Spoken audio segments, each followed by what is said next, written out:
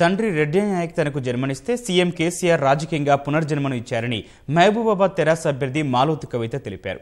3 లక్షలకు పైగా ఓట్ల ఆధిక్యంతో ఎంపీగా విజయం సాధించబోతున్నానని విశ్వాసం వ్యక్తం చేశారు. మానుకోట అభివృద్ధిపై పార్లమెంట్లో గళం వినిపిస్తానంటున్న మాలోతు కవితతో మా ప్రతినిధి రవిచంద్ర ముఖాముఖి.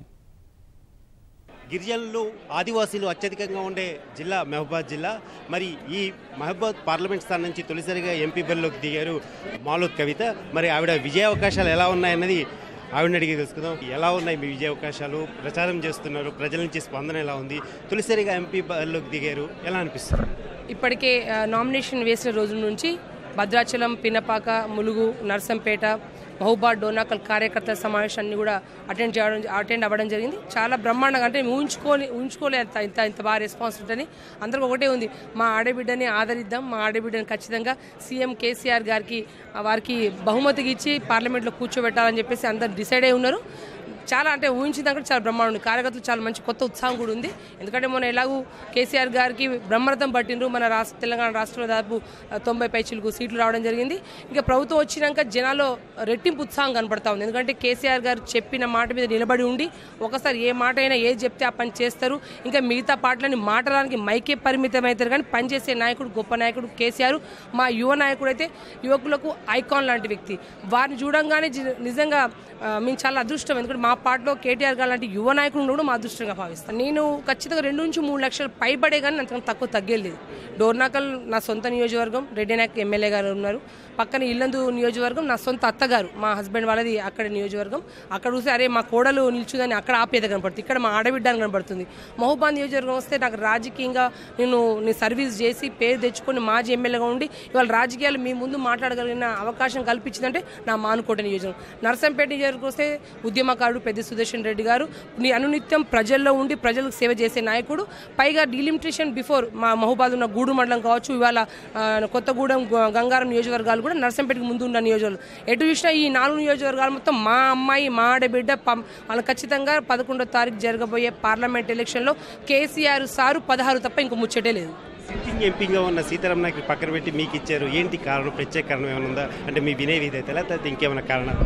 దానికి ఏమనుకోవాలో, ఏమిచ్చి రుణం తీర్చుకోవాలో మా పెద్దలు కేసీఆర్ గారికి తండ్రి గారు రెడ్డి నాయక్ జన్మనిచ్చిండ్రు. కేసీఆర్ గారు రాజకీయ పునర్జన్మనిచ్చి మళ్ళీ మానుకోట పార్లమెంట్ సెగ్మెంట్లో ప్రతి ఒక్కరికి కూడా సర్వీస్ చేసే అవకాశం నాకు కల్పించారు.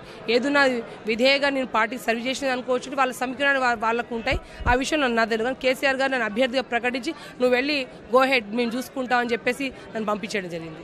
కేసీఆర్ 16 అని మీరు అంటున్నారు. ఇది 16 వల్ల సాధించేది ఏంటి అని చెప్పేసి కాంగ్రెస్, ఇతర భాజపా, ఇతర విపక్షాలు విమర్శిస్తున్నారు. చాలా చాలా మంచి ప్రశ్న అడిగినారు.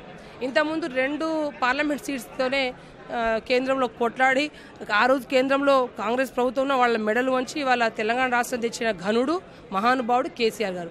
అలాంటిది ఇవాళ పార్లమెంట్ సీట్లు వచ్చినాక, ఎందుకంటే ఇంతకుముందు కూడా కొంతమంది మా సభ్యులు ఉండే, కానీ కేంద్రంలో మాకు అంత సహకారం లేకుండే. ఇవాళ ఏ ప్రభుత్వం, కాంగ్రెస్ కావచ్చు, బీజేపీ అయినా వాళ్ళ అబ్జర్వ్లు 100 సీట్లు దాటవు ఎవరు కూడా.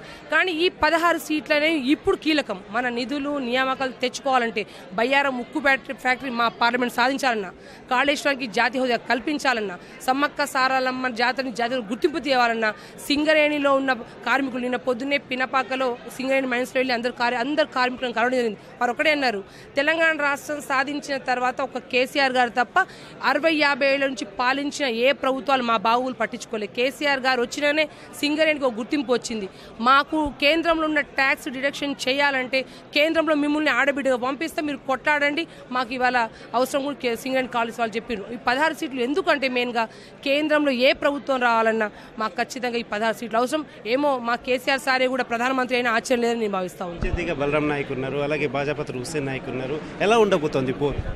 ఏదున్నా అసలు వేరే క్యాండిడేట్లు అవసరం లేదండి. ఇక్కడ నేను కూడా ప్రత్యేకంగా కవితని అభ్యర్థిగా అంటే నాలో కేసీఆర్ గారిని చూస్తూ ఉన్నారు. కేసీఆర్ గారు చేసిన సంక్షేమ కార్యక్రమాలు, రైతు బంధు, రైతు బీమా, కళ్యాణ లక్ష్మి, కేసీఆర్ ఇటు 24 గంటల కరెంటు చెప్పుకుంటా పోతే ప్రతి ఒక్క అవ్వ దగ్గరికి వెళ్ళి అవ్వ పెన్షన్ ఇస్తాం ఓటేయి, రైతు దగ్గర అయితే రైతు బంధు ఇస్తున్నాం ఓటేయి అని. ఇప్పుడు చిన్న పాప కనపడంగానే పెళ్లి కావాల్సిన ఆడపిల్లల దగ్గరికి వెళ్తే నీకు మేనమామ కేసీఆర్ అయిన కళ్యాణ లక్ష్మి అని చెప్పి, పుట్టిన బిడ్డ తల్లిదండ్రులకు వెళ్తే కేసీఆర్ కిట్ ఇచ్చినామని, ఇవాళ ఏ ఇంట్లో వెళ్ళి లైటు ఫ్యాన్ వెలుగుతూ ఉంటే కేసీఆర్ 24 గంటలు కరెంట్ ఇచ్చినాను.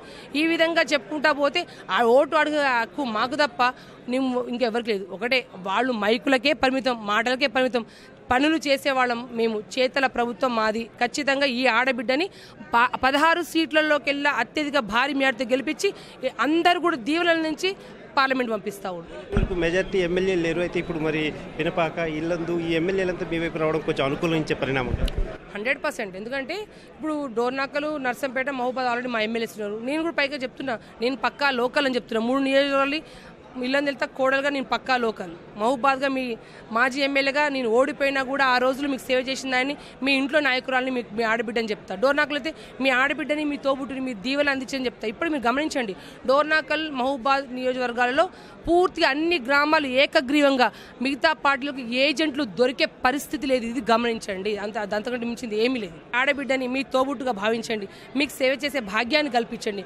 ఖచ్చితంగా మీ అడుగులో అడుగేసి కేసీఆర్ గారి నాయకత్వంలో, కేటీఆర్ గారి నాయకత్వంలో బ్రహ్మాండంగా అభివృద్ధి చేసి తీరుతాను. ఇక్కడ ఉన్న కొత్తగా వచ్చిన ఎమ్మెల్యేలు కావచ్చు, ప్రజెంట్ ఉన్న ఎమ్మెల్యేలు కావచ్చు, టీఆర్ఎస్ పార్టీ కార్యకర్త శ్రేణులు కావచ్చు, ఖచ్చితంగా మీ తోబుట్టుగా మీ వెన్నంటే ఉండి ఈ పార్లమెంట్ సెగ్మెంట్, మానుకోట పార్లమెంట్ సెగ్మెంట్లో ఉన్న ప్రతి ఒక్క అభివృద్ధి కొరకు కేంద్రంలో వెళ్ళి గళం విప్పే అవకాశం కల్పించండి. ధన్యవాదాలండి.